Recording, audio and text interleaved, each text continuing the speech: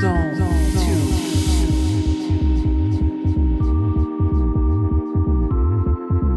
So, hi guys, it's Andrea again. Welcome back to Zone 2.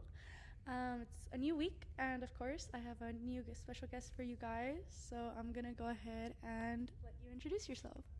How y'all doing? My name is Levi Acay. I just moved here to Austin, so glad to be a part of the new podcast out here. How long have you been in Austin? I moved here the end of January. Basically, got here like February 1st, basically. Cool. So, the way I actually met Levi was through an event. It was like a raw dog collab with. I think it was Raw Dog, a little bit of Chip Shark. It was with, when you're blanking on his name, stage fright out here. What's Point is, it was a collab. Devin something. He's a Chip Shark guy. Yeah. It was a collab out at some ranch in the middle of nowhere on the outskirts of Austin. And they had like cold plunges, they had saunas, they had a pool, they were giving out stuff. A crazy, insane like musician, Yeah. and yeah, on the saxophone. And then they also had us run, what was it, like 3.2 miles around Yeah. dirt, like dirt and rocks. Like this Essentially, it was supposed to be a 5K, but I think it was a little longer because of the hill. it was, yeah, the hill, yeah, it was crazy. But essentially that's how we met, right? And following you on Instagram, I kind of saw that you were into faceless TikToks. So for those of the people out there watching that don't know exactly what that is, how would you explain that to somebody or describe it? So there's several different types of faces TikToks. So the way that I break it out is like there's three different ones. So you have your faces clip accounts, which is basically like a fan page, whether it's a YouTuber. A lot of people nowadays see all the streamers. I do theme pages, so it's more topic-based ones, so motivational ones, wealth ones, health, relationships, and then there's the faceless personal ones, which a lot of people now see with TikTok Shop. So basically, it's your personal account. You're just not showing your face. It's more on a product or something that they're trying to offer you. Gotcha. And when picking your niche, like, how did you make that choice? For me, and what I tell people is to start with what you're already interested in, because if you're already interested in it, it's going to help you out with the long haul. Because like for me, my top one, I was already watching the YouTube channels like almost every day, and I was like, at this point, I might as well just start clipping for this guy because I'm already watching his content. And we shared a little bit before this podcast of if I think it's interesting, I know all these other people are going to think it's interesting as well. And so I knew, and it wasn't that I automatically knew certain places that were, or certain clips were going to go viral. It was just certain ones that like really resonated with me, and I started clipping those sections, and then I just started posting from there. That's so sick. And just recently, actually, with the whole like streamers and the streamer university, I don't know if you're familiar with that. Everybody kind of got into like what clipping was and kind of like how to do all that stuff. So my next question is, how did you what led you up to that point where you were like, hey, I think this is something I can do, like for real, like seriously? It actually, I guess going back 6 years ago, it was like 2019. I started it on Instagram. I saw people were doing it, and was interested in wanting to get into the online space. I mean, I grew up playing basketball, and after my senior year of high school, I realized that I wasn't going to go play college ball, so I had to figure out what I was going to do in my life, and was looking into the whole social media space, and it was just like fascinating. I was starting to have a desire to like learn how to create things, and so I was learning Instagram theme pages, and I started one, and ultimately that one failed. I didn't know what I was doing, and I got into this. Nowadays there's that term of what's it called? I'm not blanking on it. It's the basically like your golden opportunity syndrome, where you're basically hopping from one thing to another. I know there's another word for it out there, but so I started with theme pages on Instagram, and I shifted over to trying to learn drop shipping and all that, and trying to find a product. But you really need a whole lot of money to actually have a successful drop shipping store Very when it true. comes to ads and things like that if you don't know what you're doing. That failed. I tried having my own clothing line like multiple different times. I think I had like three different ones that I tried. It was like a Christian line one. I had a gym like shorts one that I tried, and then there was another one that was kind of a mix of both. That was kind of an all general merchandise one, and that failed. It ultimately failed because I didn't know how to market or create any content for it. But I got into the whole TikTok space back in 2020 when it first started, and I started a fitness theme page, and I kind of had an idea going off of my Instagram one, and I started it on TikTok, and that one blew up. In like 3 months, I hit 80,000 followers without even like. I wouldn't say I wasn't trying because I was posting like consistently, but it wasn't. I was testing a lot of different clips on that one, and that one blew my mind because of how fast it grew, and it really showed me how powerful TikTok is. And there's some of the cool parts about that page is I was able to have a conversation with Jason Derulo on that page, and there's a fitness guy. He's big in the gym, Gold's Gym in San Diego or LA. Mike O'Haron. I was able to have conversations with him, but something happened in my email, and I lost the email, and I can't. The account's still active, but I can't log into it, Ooh. and so it's just out there, and I can't do anything about it. But I couldn't monetize it because I needed to have like a digital product or anything. It was before the creativity program, and I was trying to figure out what to do. I started another account, grew that one to 20,000 followers, and then it got disqualified. Like the whole page just got wiped off. Damn. And so I was kind of like questioning what I wanted to do with everything. If I wanted to continue with Faces, and it took me a minute to kind of really think about it, but I realized that I had something there. It was the first time out of all the different businesses I tried that I got some results Yeah. in a sense of building a page. And so I was like, okay, it may not be exactly what I want to do in my life, but I know I've gotten results. And so because I got results, I was like, I'm just gonna stick to it instead of hopping around, just try to hone in. Make it work. Yeah. Essentially. And so from there, I've just been improving it. I think I have now like 8 accounts that are successfully now in the creativity program, getting paid,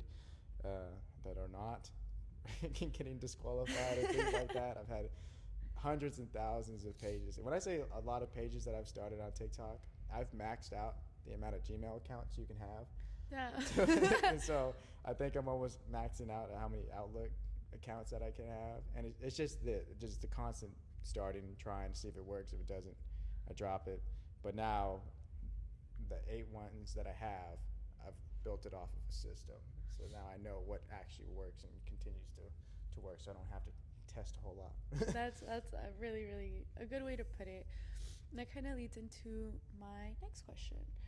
How do you stay resilient, or what advice would you give somebody who kind of finds themselves in those beginning stages that you were in? You know, like seeing you have something, it's going, and then it just essentially gets taken out from under you. You know, like staying resilient and when things go completely south, how or like what advice would you give? I think everybody hears it about being consistent, but I think it's more than that. To me, I tell people to build a system. So when something happens, so if you lose an account or you're not getting the results you wanted after 6 months of putting a lot of time and effort into it, is that you got to just keep showing up every single day about it. And whenever something happens, like your account gets disqualified, you're not starting over. Like you have all the information that you had building that same account that you can start up another one and get there even faster. And so I don't look at it as a discouragement, rather just another opportunity to learn. Now it's easier said than done for sure, because there's a lot of times, even myself still, that have like a bunch of doubts or just concerns of whether I'm doing the right thing. But I know if I keep showing up every single day, that eventually something's going to crack and something's going to happen. Uh, and ultimately, that's where it's led to being able to get my accounts that I have now, because there's plenty of days, plenty of nights of just posting, and there was no results. Yeah.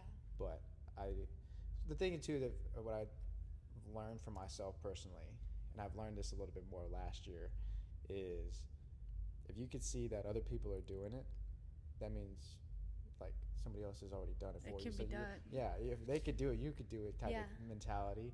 And even though you had to add your own little twist to it, but it shows that like the opportunity is there. That's You're awesome. not having to create something that's totally brand new because there's already a path already taken from somebody. You just follow their footsteps. Oh yeah, I think, well, 2 points, right? I think a lot of times people see something that works and they want to take it Mm. and kind of like edit it and add their own little touches to it, and essentially it completely downplays the whole game plan that was already created and Mhm. successfully played out. You know, Yeah. do you think you ever came across, like when you first started, a point where you were like, yeah, that really works, but I think if we changed this and this, it would work better? And you were faced like with All the time. I did. I mean, I saw that Faces pages were working and doing amazing things and stuff, and I saw the opportunity on TikTok, and I think there's always areas to improve on, for sure. But what I realized too is that sometimes the best thing you do is not reinvent the wheel, because so many people spend so much time trying to reinvent it that one, they either just give up because it's too overwhelming or exhausting, or they just don't know what they're doing, and that's not like a bad thing, But if you're getting started, it's easier to follow after somebody's footsteps, and then get some success and then make adjustments. Yeah. So you have to kind of have an understanding of what exactly you're doing first, and then make adjustments. But if you're trying to make the adjustments at the beginning, you have no idea what you're doing. Yeah, no. There's no blueprint. So try to not reinvent the wheel in the beginning, and then go from there. And I think it's so crazy that you say that, because you know how earlier I mentioned like me and my friends had kind of like started a solar company. Mm-hmm. We ended up actually selling the company back to our installers. We got into sales again and whatnot, and that's, I think, something that I found myself doing a lot in the beginning.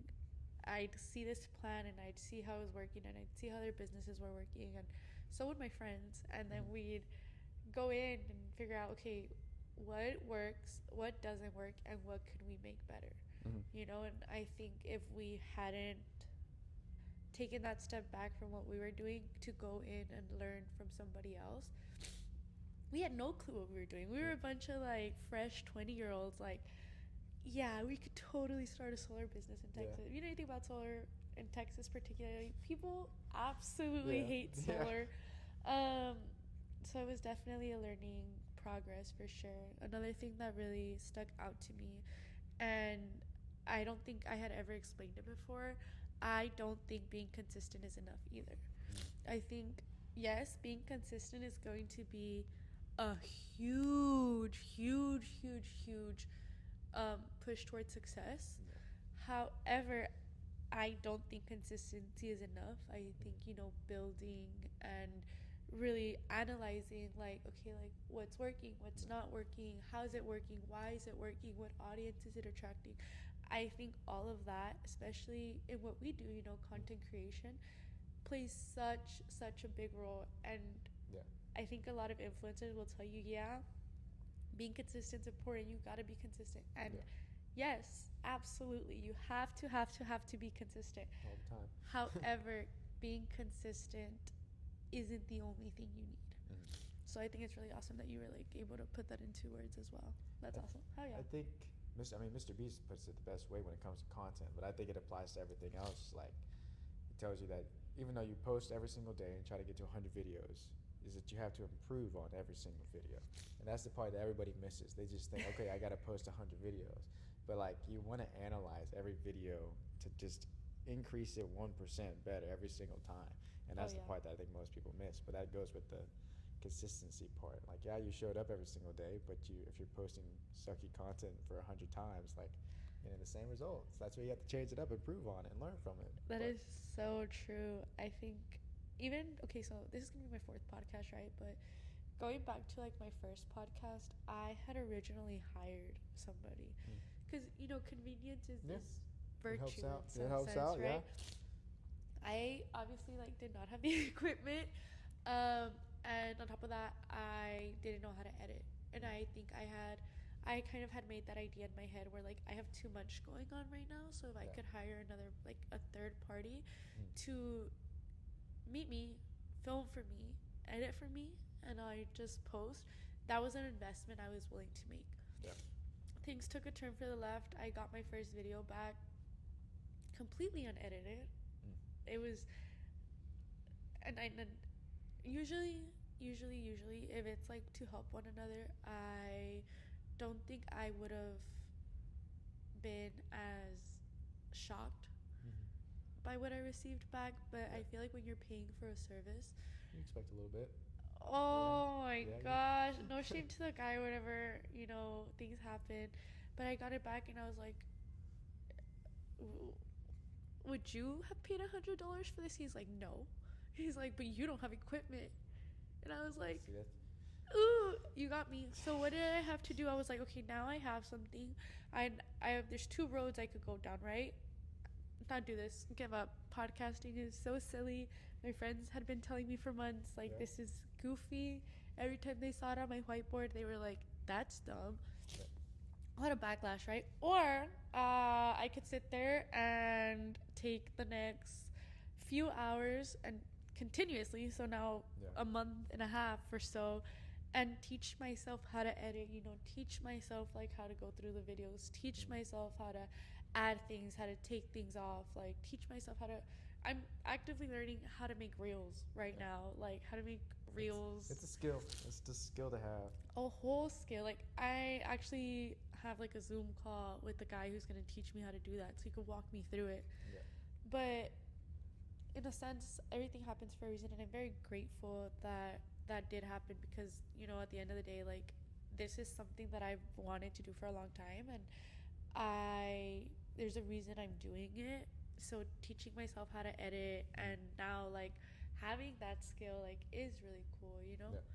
So that's another thing. Like I see your reels and I'm like, yo, these are good reels. Like this is It's taken lots of years to get to it and stuff. But the thing is that I think there is a balance to it of like certain things that you can, outsource to other people. What I've learned is that if you don't really understand it for yourself first, it's hard to have an expectation or a baseline for what you want the other person to create. And so you give a lot of the rights over to them, um, and no bash or shame on the other guy for anything, but it's a learning experience. Yeah. That you learn from. Like we were just talking about about the whole process of not getting discouraged. You just take it as an opportunity to figure out, okay, that didn't go the way I want it to go.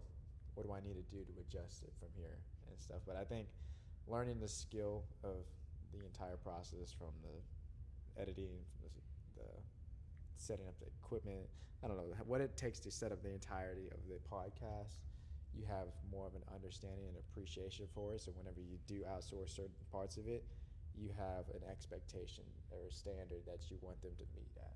So it gives you a better, at least, I guess just standard for it. Yeah, no, and I really was grateful for the opportunity because that is very true. Like now, not only do I have a deeper understanding for it, but an admiration for people that are doing it, people that are starting. I think we can admire people so much until we start doing what it is they're doing. That's like, okay, like then there's like that like real sense of admiration for what they're doing, how they're doing it, the time it takes, the amount of effort it takes, like consistently showing up is not easy, No. And that kind of leads to my next question. Nobody shows up consistently unless they have a goal, What is your goal with what you're doing? That's a good question. It actually has changed quite drastically over the past year. Um, I would say the goal when it comes to my faces accounts, it's really more, and I haven't really shared this with a lot of people, it's really more my first vehicle to be able to make just money online, to be able to then fund the next opportunity. Because I think you can make a good amount of money when it comes to all the different faces accounts or how to monetize it and things like that. But I think it's still at a certain point you're capped at a certain thing. So taking that and then applying it to something else. But I think right now, when it comes to social media in general, I've been trying to use it more of a platform to just be able to share wisdom that I've learned from my own life, to be able to help other people. Uh, I've one of the little outlets that I've started too back in the days. I started my own podcast too, and that didn't really go so well. And that it didn't go so well. It was really more that I just stopped doing it. Um, but I think it's just being able to use my platform and the influence that at least that I have now, just to be able to try to make the world just a little bit better and stuff, and just by sharing the wisdom that not only God has allowed me to have, but just life experience. Because I know that if it was impactful for me, I know it would be impactful for other people, and ultimately my audience is just my younger self. And so trying to, put the whole reality of, like, if you could have a conversation with your younger self, that's really what my whole content is about. It's just trying to reach my younger self. I think that is so, so, so, so sick. Like, I don't think I've had anybody that I've talked to or like interviewed or kind of shared these ideas with explain it like that. And I think being able to kind of step back and almost give it like a third person look, because essentially one day you are going to look back, and if one day like you decide to have children or whatnot, then being able to look back at something that started, and this is something that I spoke about in my previous podcast, doing things now, not giving up on our dreams, like actively reaching our goals, is going to be such an extraordinary example for our children, because they know achieving goals is possible, and doing things out of the ordinary, like, it's doable. So you having that outlook, and like now doing it for your younger self, and one day doing it for essentially that older version of yourself who will have like a younger version, I think that's really sick, and that's an awesome way to look at it. I saw a video that somebody put it in the way of, like, whatever you do, do it for your, like, the only two people that you should be doing it for is your 7-year-old self and your 70-year-old self, or something like that, where it's, you're talking to your younger self, but you're also helping out your 7-year-old self and getting it all set up.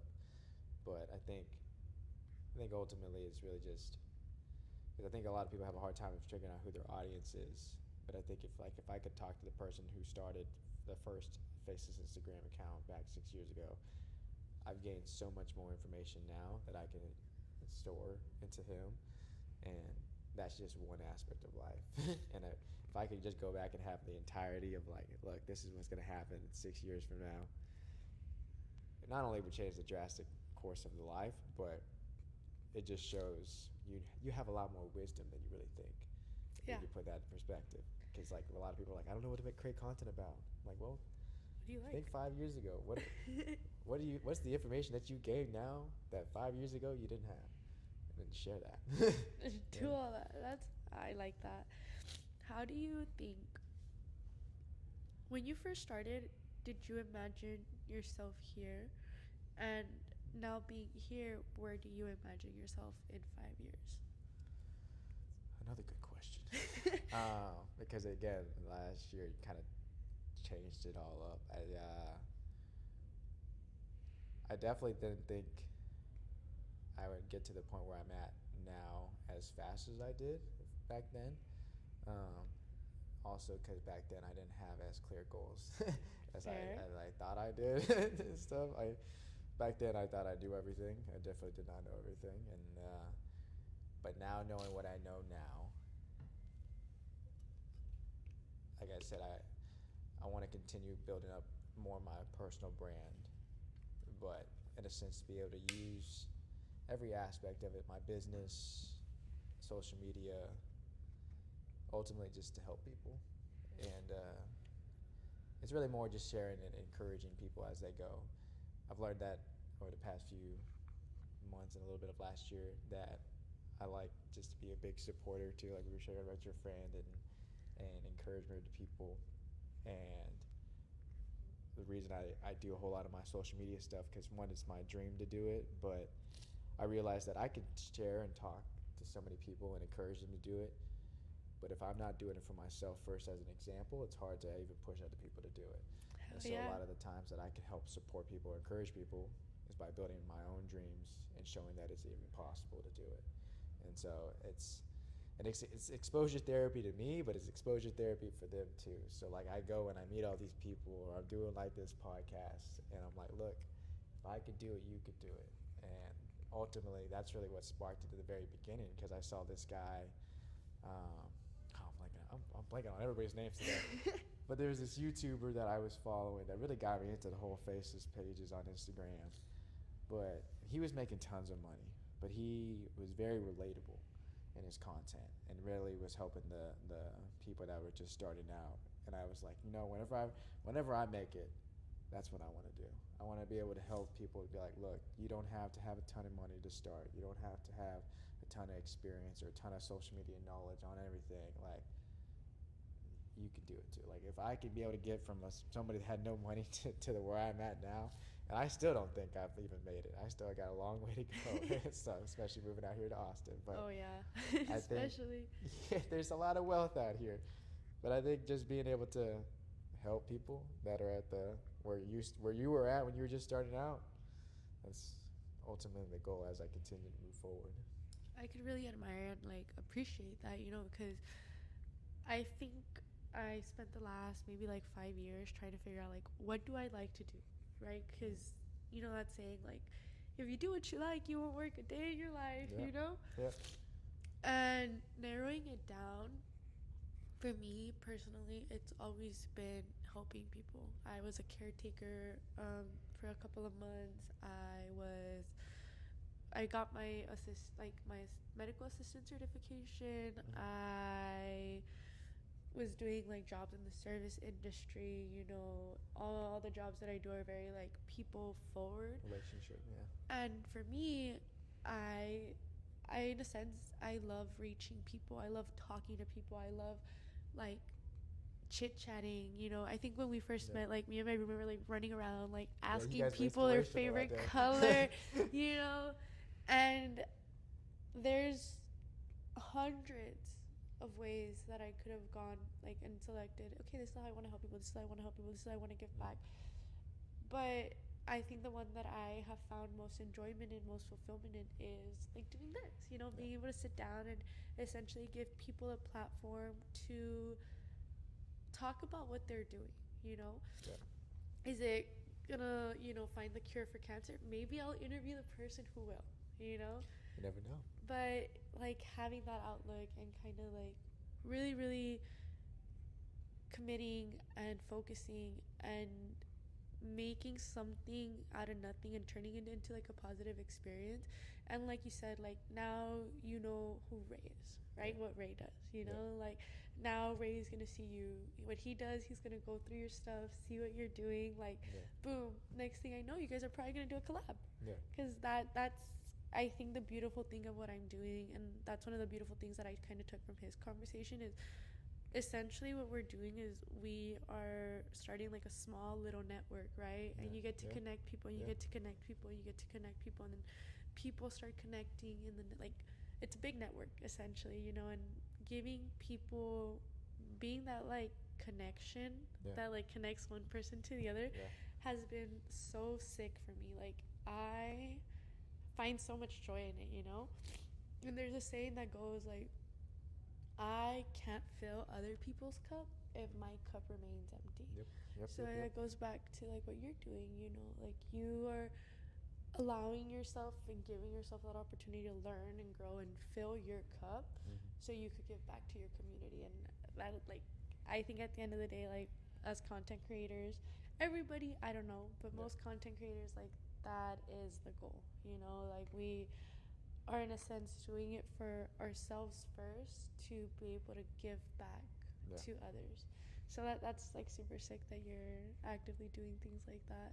Try to, at least. I think there's two things that go with that. I think the first thing, God tells us that the greatest two commandments is to love God and to love other people, but ultimately to serve other people.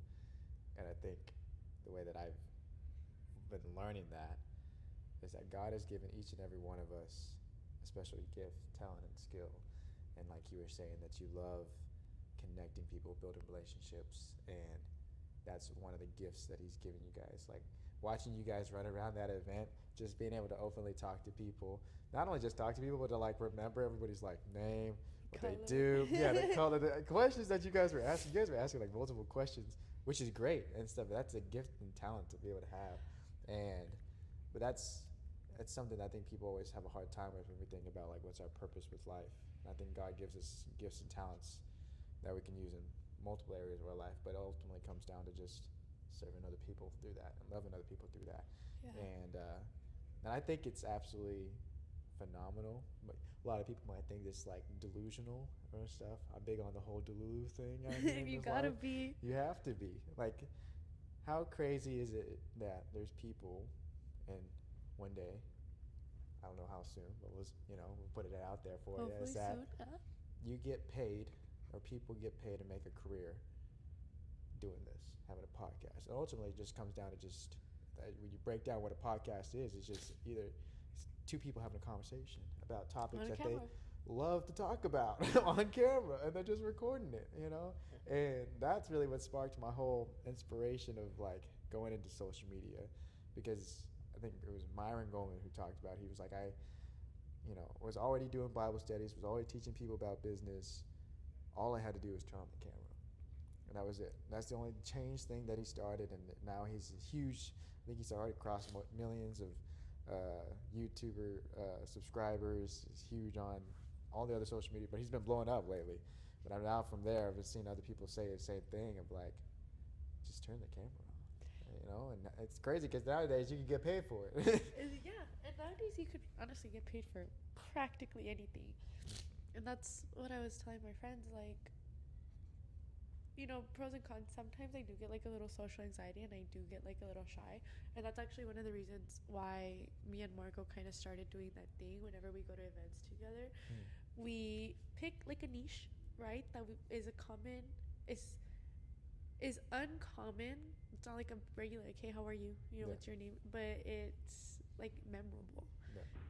Because fun fact, actually, we had gone to a run club a couple of like weeks prior to that, and my social anxiety was insane that day. Like, I was following Marco around, and I was like, dude, please stop leaving me alone. Like, you're the only person I know here. Like, I don't have a social battery right now. Like, please stop running. And after that, like, kind of course, recharging, making sure I go into places with, have battery pack or whatever. But apart from that, like, also giving myself that outlook and like that leeway to like explore and find a way to be memorable. It almost like recharges your battery, and it really helps a lot. So yeah, that was like a really cool experience. But where it stems from was a place of, I think, shyness. Almost. I would not have guessed you guys have been like had any struggle with that, because to me, when you guys came out to me, I mean, you guys were just like you guys were the Energizers, and and it was inspiration to me because I went to that event. It was an hour away from me. I took an Uber. I think I was like probably the only one who actually took an Uber, because like on the invitation it said they didn't have a whole lot of parking, and I was like, okay, fine. But I've been practicing that same thing, because for the past 4 years, like, I was just a straight introvert. Like, I was just lots of work to an unhealthy extent. And so now being out here in Austin, being able to try to like force myself to go out. So like I took an hour Uber drive, which happened to be an amazing Uber like conversation with the guy, getting there, knowing nobody. And that's where I met Omar. But I got in his car because I got there so early, and was talking with him, and was able to then go into the event a little early and talk to people. But I was like as nervous as everybody else, because I was like, it was like excitement nervous, but it was also nervous because like I've never gone to a whole lot of events by myself, and it was excitement to meet all the Raw Dog people, all the Gymshark people, and just being on that ranch was amazing. But then once you guys showed up, like, it sparked my like Energizer to be like, oh, I can go talk to people. So I was like, if they could do it, I could do it. So I was like, I'm gonna be okay. I'm gonna be okay. So you may have like felt anxious but it did not show coming out the outside. So I can tell you that for sure from a personal outsider. I think one of the reasons why it was almost fun for us, we kind of turned it into a competition. Well, that's the best way to do it. Yeah, That's the best way to do it. so I feel like once people are like, you won't, or like, bet, or in a sense, challenge me, Yeah. I'm like, oh, it's on Yeah, it's now, a switch you that know? changes. Yeah. Immediately. And I was like, okay, like, this is gold. Like, I'll get out of my shell if it means I Yeah. win something at the Yeah. end. I think I don't know if it's much of a challenge, but it's Mel Robinson's like the 5 second rule of like, okay, when you count down, you can count down either from 5 or to 5, but like once you get to the last number, you got to do it. And so like Yeah. ultimately, I've done that a little bit of like challenge myself of like, okay, if I'm gonna talk to somebody, I just start counting, and then I'm like, as I'm counting, I'm like walking there. So I'm like, okay, I'm already there. What am I So, gonna do? Stop here? but I've ultimately got to when I'm counting down, and the thing that goes to my mind of like, okay, instead of asking myself what's the worst case scenario, I'm like, okay, what's the best case scenario? That's just try to awesome. flip the script. And it's funny because when I've gone to like events like that, or seeing you guys go out, I've had like the most amazing time at these events. Even though it's terrifying to go by yourself, I always meet the best people. Like I wouldn't be here on this podcast if I didn't go that night and we didn't have that conversation. Very true. So it's like, instead of asking yourself what's the worst case scenario, ask yourself what's the best case scenario. Yeah. And a lot of times our best case scenario that we come up with our head is nowhere near how good it could actually be. Absolutely. So I think you're so right on that, and that hits like the nail on the head for real. Because like, worst that could happen is like you get told no, and there's this saying like God never really says no to you. He'll always say like, I have something more, I have something better, or not yet. Yeah. You know. How do you keep that mindset of like, because that's a learned thing, right? Oh, Being yeah. able to switch your mindset, and it's like, okay, think instead of having 5 seconds to just talk about everything that could absolutely go wrong, Yep. switching that mindset and being like, okay, best case scenario, I meet somebody new. Best case scenario, they're actually cool, super cool. Best case scenario, like it leads to something more. How, when, or like how, or what did you have to kind of learn to really start implementing that daily? I think there's multiple factors that kind of helped me out. The first one was, it's just a lot of just life experience and practice. Like it's a daily thing. I learned this through therapy and a lot of different groups where everybody tells you like one day at a time, and to me, I was like, one day is still very overwhelming. And An hour at a time. well, I got to a point where it was like, okay, 60 seconds. If I can just get through 60 seconds, I'm going to be okay. Because, like, you could only really control what you do in this present moment. Like, the future, like 5 minutes from now is still considered the future, and I can't control that. 5 minutes ago, I can't control that because it's in the past. But I can control what I'm doing right now. And so I can control the actions that I do and the reactions that I choose to have when it comes to life. And so it's been a lot of experience and practice with that. Now, I'm still nowhere perfect. There's lots of times where I'm thinking the worst case scenario and things like that. And that goes into my second factor is like I've been doing therapy and having like mentors and a community of people that help me with that mindset. Because there's a lot of times that you are only thinking of the worst case scenario, and it's when you have other people in your life that can help kind of walk you back into reality and recenter yourself, or be able to even just open the door to show you the different opportunities that are out there. It helps because it's like a different perspective. So whether you have professional through therapy, or just a group of friends, or a brotherhood or sisterhood, like other people that have a similar mindset of life that you're striving towards, but ultimately just to help you out, like keep you centered. I think that's really awesome you say that, and I've noticed that that's actually a reoccurring topic in a lot of the conversations I get to have, is the importance of community. Having a community that thinks like you, or that at least community, how Yeah. important it is to build a community and putting yourself out there and giving yourself Mm-hmm. the opportunity to network. leads to meeting people who bring value into your community, you know. And Yeah. I know you mentioned that you were, you know, checking on different churches, and that you have found like that brotherhood, you know, and Mm-hmm. those people that you could actively have conversations about like business and about, you know, anything spiritual, anything that might kind of be on your mind. Yeah. What would you say is the most important part about having a community? Well, one, shout out to my guys who are going to see this. They have been an absolute blessing to my life. To me, community has been the number one biggest thing in my life, and like being very intentional. Because one of the things I've unlearned from last year and past 4 years, really, is the whole lone wolf mentality and how toxic that is. Like that, it's a very dangerous propaganda that goes around. But when you really dive into the like saying lone wolf, a wolf was never designed to be by itself. It was always designed to be with a pack. And if it's by itself, then it's gonna die.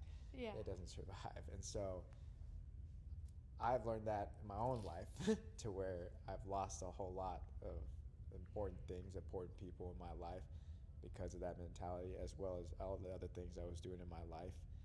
And I isolated myself thinking that I was, you know, doing everything I possibly can. I didn't need anybody when that was the total opposite what I needed.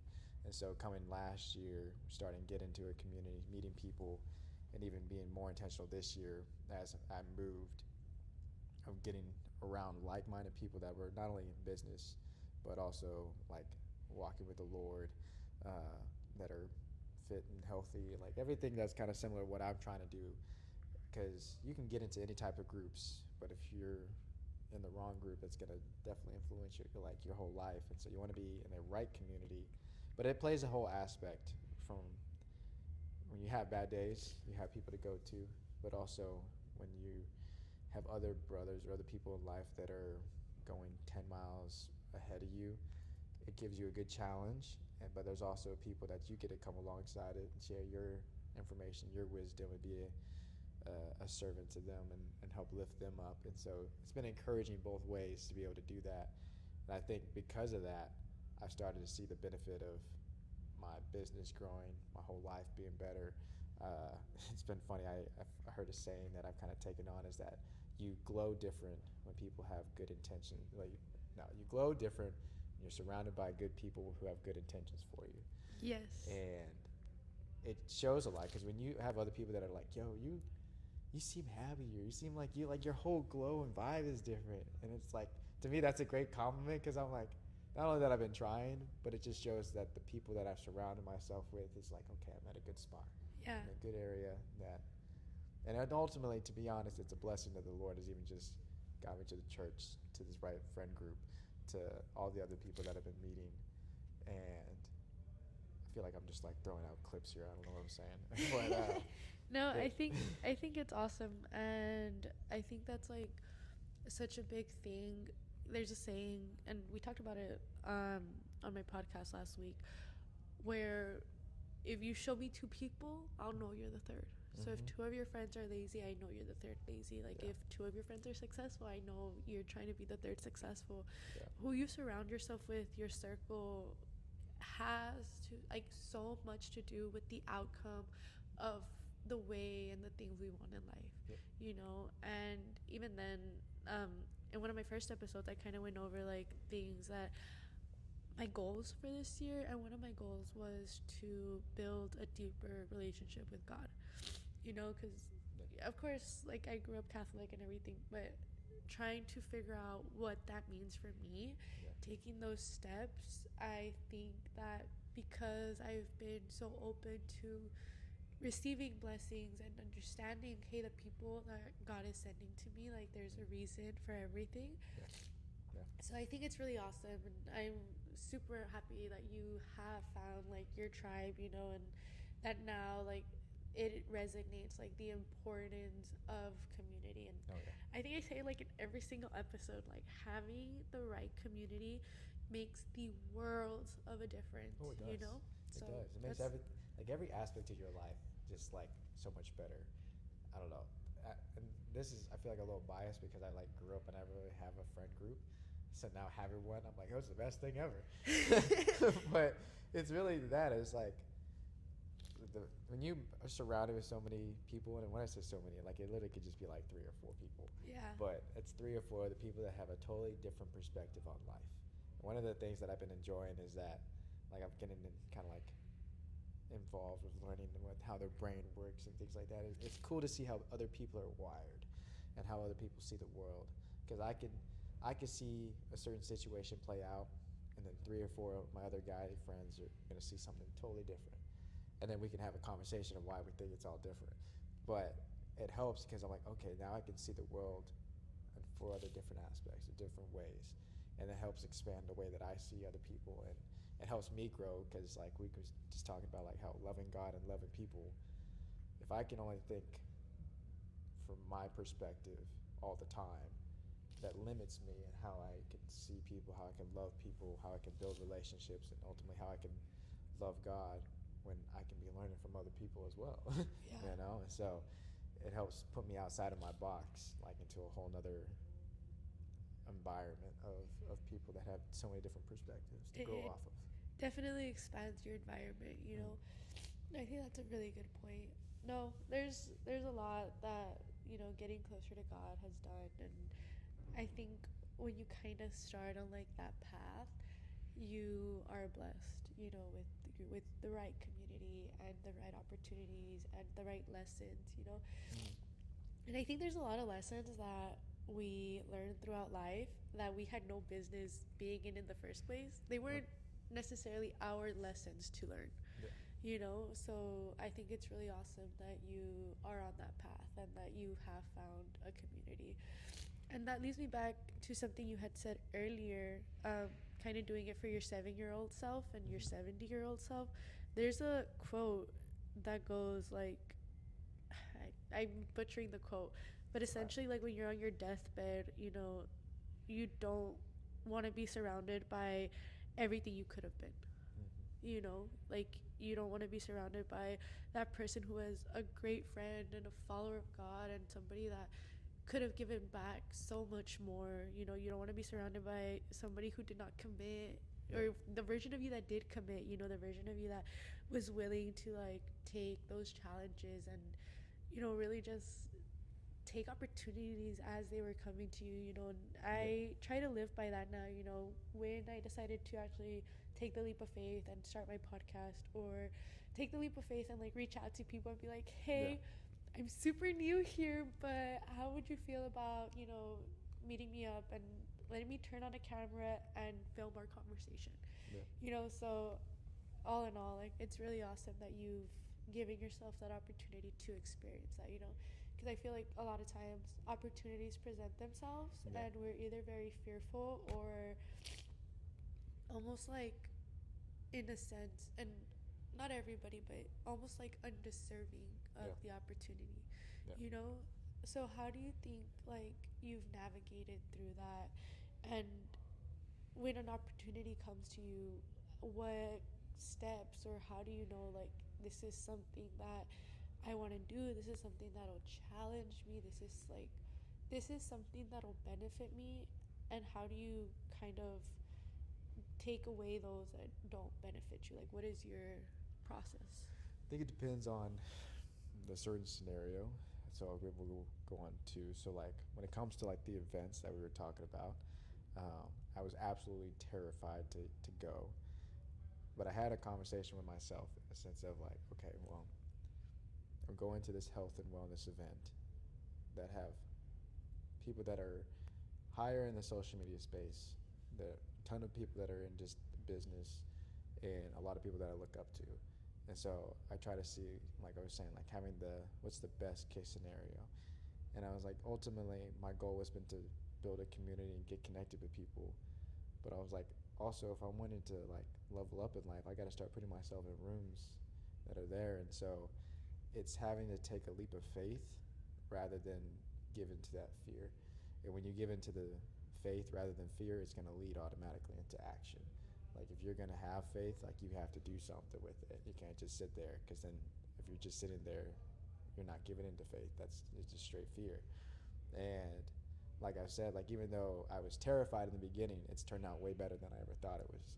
And so I think it's really just taking that leap of action, a leap of faith into action, when regardless of what you're doing, because you're not going to know what's going to happen. Yeah. And that's, to be honest, not your responsibility to kind of figure out how to control that. And so when it comes to events, whether it comes to starting a business, whether it's like starting a podcast, social media, whatever it is, there's a lot of benefits and life-changing things that can happen for it. Now, yes, can be a lot of other things that could happen in the worst-case scenarios, but ultimately, to be able to get to those achievements, you're going to have a little bit of failures. But taking that first leap of action, that leap of faith into action, is ultimately just something that you're going to have to do regardless of any outcome. Absolutely. And so, because like I said before, 60 seconds at a time, that's all you can control. I can't control any type of outcome. But if you continue going back to the consistency and improving, if you continue showing up every single day and improving on it, eventually something good's going to happen. And if you continue to do that, it gets easier to give into faith rather than fear.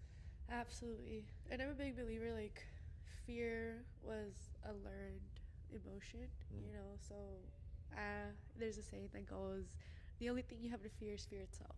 Yeah. Right? So I really want to thank you for taking the time to come talk to me today. I think it's so cool meeting somebody who gives me the opportunity to do things like this. Appreciate it. Is there anything else, like, before we end off, that you think provides a lot of value to people maybe starting, or maybe that future self, or that 7-year-old you, that if a 7-year-old you was to watch this, that you would want to hear? That's a good one. Let me think for a second. It's like my one piece of advice out here. Touch a little bit on the whole Delulu thing. Is it doesn't matter what anybody else thinks. Like when I say take the leap of faith rather than give it into the fear for yourself. Like there are going to be other people that talk regardless if you take action or if you don't take action, people are going to talk. And so do it for yourself, because the vision that God has given you, and I've shared this a little bit before, it's like, because now that I wear glasses, God gives you a unique prescription for your vision that he doesn't give to somebody else. And so we always try to get the approval of other people when they're not able to see that vision. So take the action, take the leap for yourself, regardless of what anybody else is saying. Hell yeah. I love that. I think that's a beautiful way to end off, guys. So yeah, guys, that was this week's episode. Levi, thank you so much. Thanks for having me. And yeah, guys, one piece of advice, I think you guys should, hang out with that, sit with that, leave a comment on maybe some advice that you'd leave your 7-year-old self, and I think that was a beautiful, beautiful way to say it. But thank you. Thank you, guys. I will see you next week. Don't forget, hit subscribe. Make sure you guys follow Levi on his page. Appreciate it.